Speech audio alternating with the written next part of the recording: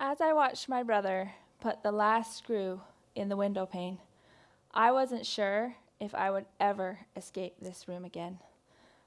I was now locked in solitary confinement.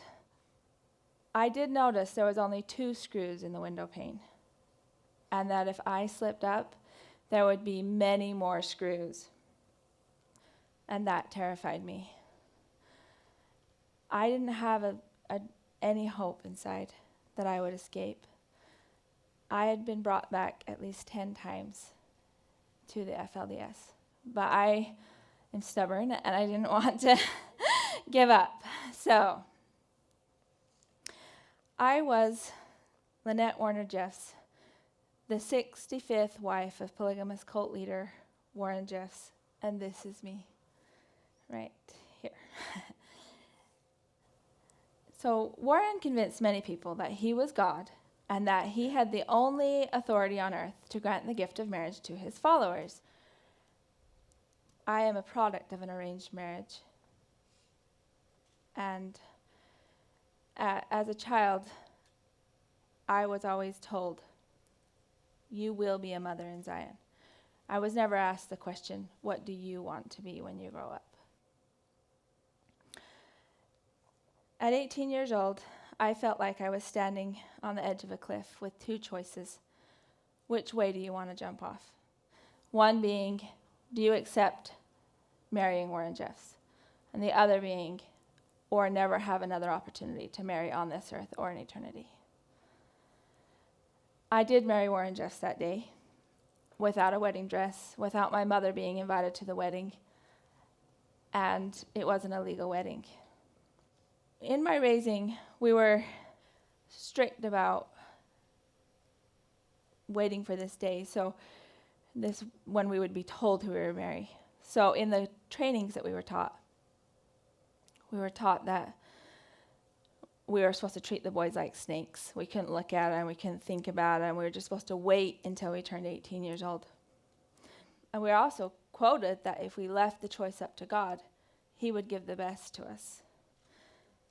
I don't believe that anymore.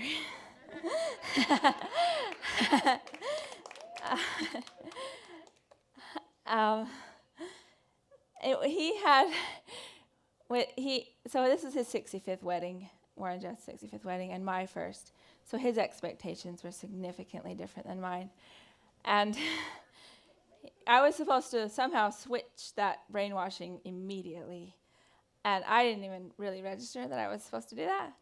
So after the ceremony, within 10 seconds, he sent my father out of the room, and then he asked me to come sit on his lap. And I paused. I hesitated to accept his advances toward marital relations. And I could see the anger in his face.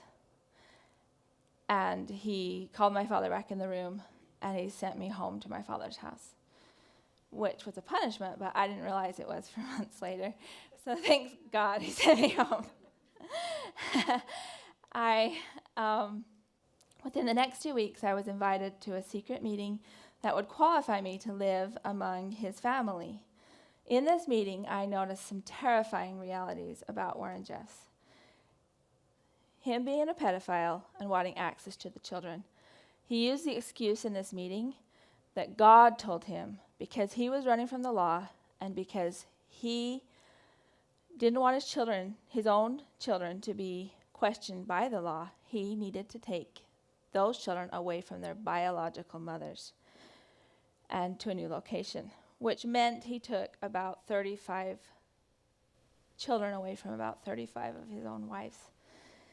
And he took them to a new location. So I made a commitment within myself. I couldn't tell anybody, but I made a commitment that day that I wanted to see what happened to those children. It wasn't to Warren Jeffs.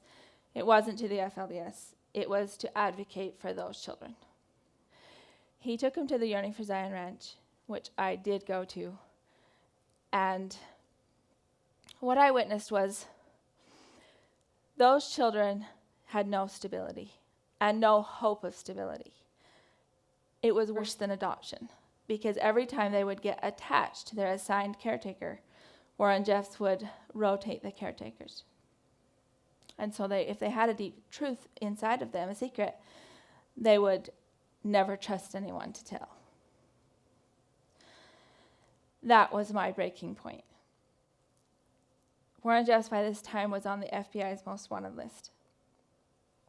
And he was captured 2 years after that. I noticed at that time I needed to protect myself from Warren Jeffs and having children with him. So I successfully did that for the next 2 years. And I was trapped in there. And he was caught. And because we didn't ever consummate the marriage, he was angry, and he sent people to abuse me. He surrounded me with people because he was still the prophet of the FLDS. And he surrounded me with people that would abuse me. They drugged me and had cult doctors drugging me and falsified documents to deem me insane, with the ultimate goal to deem me insane and take away my rights as an American citizen. I worked my way using scripture to an older compound, and that's why I was able to escape out the window. So this is me. This is my first picture after I escaped. I cut my hair immediately because they were chasing me, have makeup on. I went to organizations.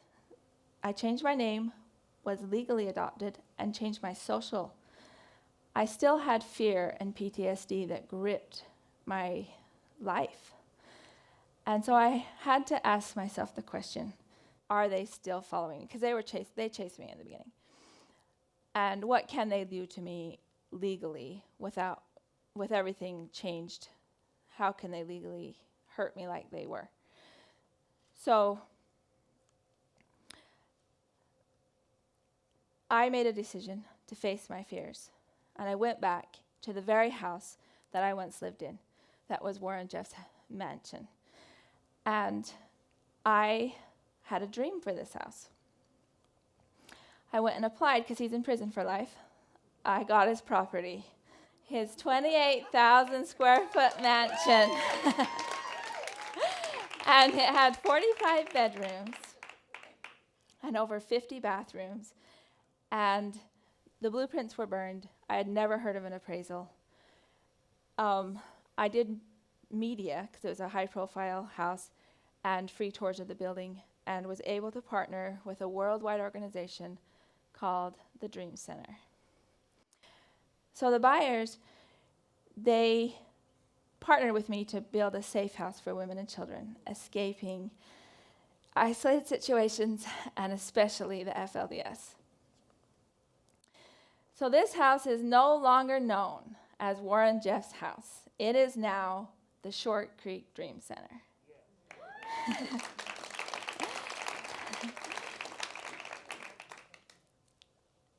This is what it looked like when we had it, and it had carpet up the walls and needed a lot of work, and we wanted to do it, but we needed that support.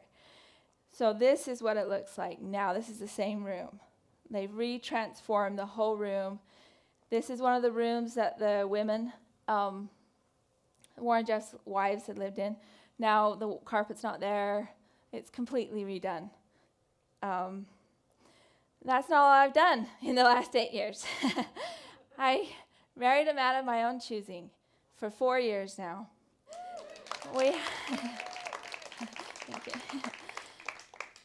We have our own house together, and I'm working toward building a dream center in Salt Lake City. Even though you cannot see, feel, and touch the hope, have the courage to keep trying. If I had given up that day, I was climbing out the window because I had been brought back so many times, I would have never known freedom. I would have never met the man of my dreams. And speaking about dreams, I'm passionate that every person live your dreams. Cut your cord to fear and live the life that you want to live. You don't have to live the one that other people plan for you. Live the life how you want to live it.